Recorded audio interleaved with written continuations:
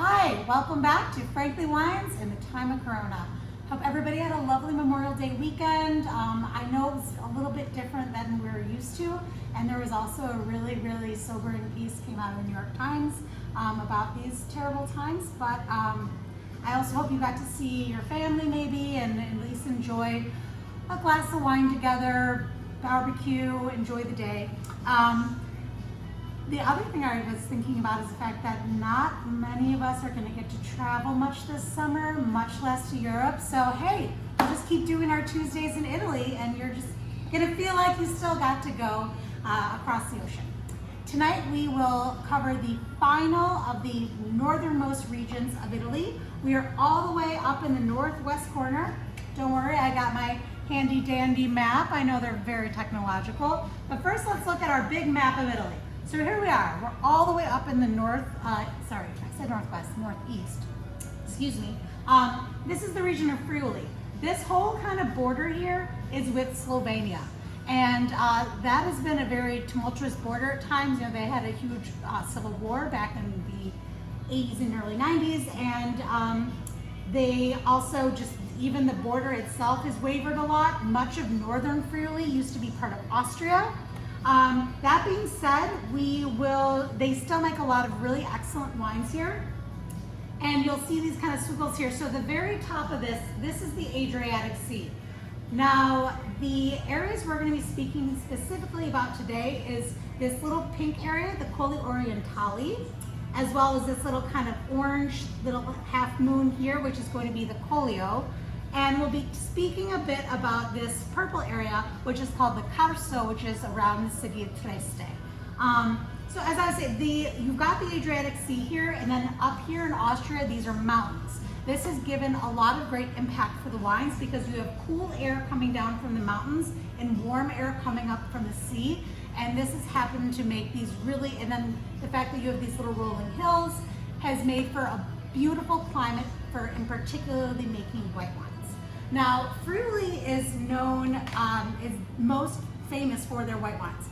Not all their whites, in fact, most of their whites are not just like light, crisp, crushable aperitifs. They're known for making very serious white wines that can age and also can be, hold up to substantial cuisine. And they're all very kind of special wines.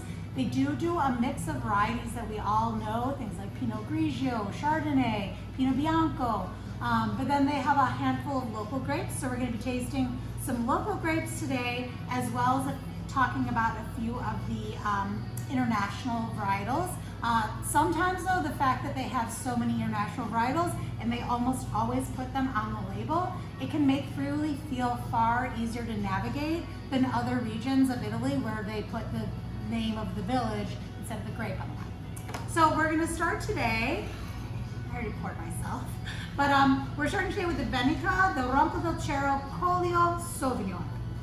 Now this is actually one of the very first vineyards that the Venica family obtained in 1929. Daniele Venica purchased this site and he planted Sauvignon, which he received, most of those cuttings were French. Gianpaolo Venica is such a lovely person. He is now running the family estate, although I do believe his father and I think an uncle are involved as well. I visited him back in '09 and I had a really memorable drive with him, in fact, through the Collio, where we were driving and he would let me say, now we're in Slovenia. And then we keep going and go, now we're back in Italy. So it's really an interesting kind of like hazy, foggy, hilly little area to visit, but they craft some really cool wines. And so in this situation, they're most known for their Sauvignon Blanc, but they do a Pinot Bianco, which we actually had opened one with quite a bit of age. I want to say it was an 85 or an 89 that we opened, which was delicious. It was so developed and complex and beautiful. They do Malvasia, which is beautiful. They do Ribolla Gialla. They do a Friulano. So there's a lot of interesting monovarietal whites that you can check from Venica. This Sauvignon is, believe it or not, even though I said they didn't make aperitif style wines, this would be more in the style of a wine that you could actually just kind of enjoy at the start of an evening. Have it while you're cooking. It's very floral, I will say. It's got so much like kind of white flower and acacia.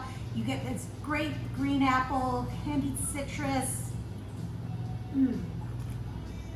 but it has such beautiful, bright acidity, minerality. I mean, it speaks more to a Sancerre drinker. Most of the wine is done in stainless steel. However, 10% of it spends 6 months on the lees in some neutral barrel before it's blended back in. And you do feel just a little bit of the creaminess from that. It just cuts that like acidic edge just a little bit. So yeah, their pairing they suggest is ham, and this is most likely because prosciutto di San Daniele. San Daniele is a village in Friuli, so there's plenty of prosciutto to be had, and I absolutely agree. I would love to eat some prosciutto with this, maybe some little soupli, some other mild cheese, but yeah, or you could just drink it on its own. So thank you, Gianpaolo, for making yet another excellent bottle of Sauvignon Blanc to drink. Now, excuse me. Next, we're gonna do, excuse me, a very special wine that I've had the opportunity to work with over the years. This is the Borgo d'Attilio 2017 Collio Bianco. Now, he actually was originally a pharmacist, and in 1981, his father kind of passed away early, and he was asked to tend to his father's hobby of 6 hectares of vineyard. So he very quickly was all in and was incredibly passionate on this. The first vintage for this wine is 1989, which is still makes him one of the trailblazers kind of the Friuli area, as people were, excuse me, starting to emerge with these kind of very serious whites. I'm so sorry, I forget his name, Nicola Manfrari. He kind of was of one of the original party starters, let's call them. He does an intensive selection in the vineyard for this wine. His Collio Bianco, so it's mainly Friulano, a grape that used to be called Tokai Friulano until they forced them to drop the Tokai from it due to Hungary claiming that was theirs, but that's a long story. So as of 07, no longer called Tokai Friulano, now just called Friulano.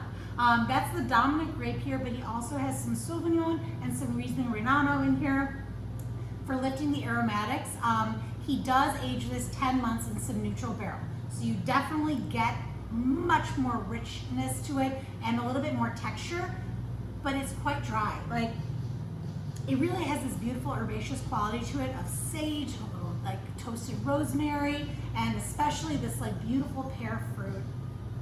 We were saying that we would love to have this with like some sushi or even some other like Thai food, like spring rolls, a whole baked fish, or even like a seared fish where you're gonna still have some nice raw. It's such a beautiful food wine. We used to pour this, they might still pour it. We poured this by the glass at Maria, and I absolutely loved suggesting this to go with some of our crudo, and I also liked it with some of our pastas. Specifically ones that were white meat or seafood and had like the most herbs.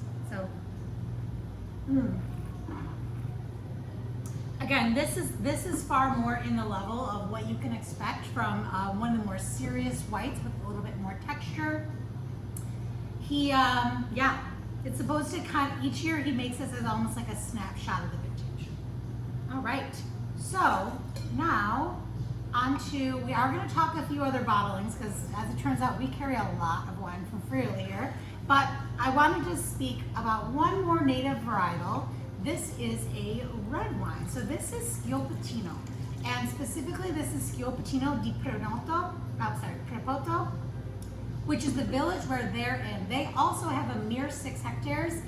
This is Antico Broilo. So at this point it is a father, son, it's Giovanni and his son Massimo Duri. Massimo's the winemaker. Schioppettino is a grape, it means crackling or gunshot in local dialect, because apparently the wine does make quite a bit of noise as it's fermenting and kind of sounds like it's popping off. So that's what, and I guess also once upon a time they used to make it as a sparkling red, so it might be that, but either way, at this point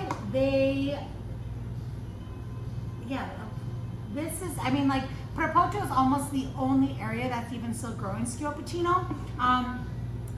It's great for people who like Northern Rhone Syrahs and also people who like kind of spicy reds. It's got this great kind of black peppercorn, earthy bramble to it, but you also get this very lush, dark, plummy fruit to it. So again, Syrah, Tempranillo, you know, it can really speak to a variety of styles. Ooh, it's got a little saltiness to it. It's got a really fun personality. It's quirky. It's got so many different little things going on. Technically, it ages 24 months, 2 whole years in neutral barrel, but it's not overly oaked. It's beautifully balanced, but has a nice spice to it. If you're grilling this summer, if you were doing some ribs, if you're doing some burgers, grilling some steaks, this would be awesome. It's fresh enough on a feet that you could still enjoy it on a warm summer night. But so that's Antico Broilo. And while I have him in the spotlight, I did want to say they do make an excellent Ribolla Gialla. So Ribolla Gialla is one of the native grapes of Friuli. They do 2 days on the skin, so this is borderline starting to step towards orange wine. It has a very, very deep golden color to it, and 10% of it does get aged in barrique. So it's a very rich textured white. It's got tons of this like baked pear and almond skin to it. If you don't drink a lot of red wine, or you're just looking for a hearty enough white to put with some food, I absolutely suggest their Ribolla. I mean, it's decadent, it's rich. While we're talking orange wines, I did just want to quickly bring back, I mentioned this guy a few weeks ago, but this is, so the Carso, that purple area of the map that I was talking about, this is kind of like orange wine central. Like these are like the OGs. That is where everybody started reaching back to this classic farmhouse method. I mentioned these both, but so we have the Castello di Spira. This is going to be their Ribolla in Tokai, which is done 6 months on the skins. This is straight Ribolla from Josko Gravner, who is like the godfather of the orange wine movement. This is 2010 Ribolla. He does 5 to 7 months on the skins and then ages it another 5 to 7 years. These are both wines that you do not want to drink too cold, but these are excellent examples of the style that emerged from the Carso for orange wines. And last but not least, I wanted to point out a couple of these far more easy to navigate ones that are all varietally named. First off, the Moroi Pinot Grigio. Excellent. This does see some neutral oak, so this is not your just like light, crisp, drinks like water, kick it back. This has, again, texture and layers to it, a little bit more of the herb versus green apple nuance. Just such a beautiful Pinot Grigio, and if you don't think people can make good Pinot Grigio, I would challenge you to try that guy. Also, one of the other kind of original Mario Petto, although they have actually sold the winery at this point, and Mario passed away in the early 2000s, I believe. But his son Carlo ran it for a while. They've now sold, even still, they inherited, they sold excellent vineyards that are, again, much more of the trailblazing. This is their Pinot Bianco. You get a little bit more ripe, like pear fruit to this, but it's racy. Again, there's this little like herbaceous note that carries through all the whites. And you could have this with some lunch or have it with a nice, light, easy summer dinner. Excellent. And then last but not least, Merlot. I know, you didn't think I was gonna say that. Friuli is actually one of the best areas for Merlot in all of Italy. I know they have some Merlots. You can, obviously you can get the Ornellato, the Masetto would be the #1 from Tuscany, but since Friuli was originally, most of it was part of Austria, they took a lot of their winemaking comes from Vienna, so they did Bordeaux grapes. They've been growing Merlot there for hundreds of years. Floral, elegant, silky. There are beautiful, beautiful Merlots to be had, and most often, if it isn't a red grape of native, it's probably Merlot. So, anyways, see you next Tuesday. We're gonna talk Lambrusco, and yeah, ciao.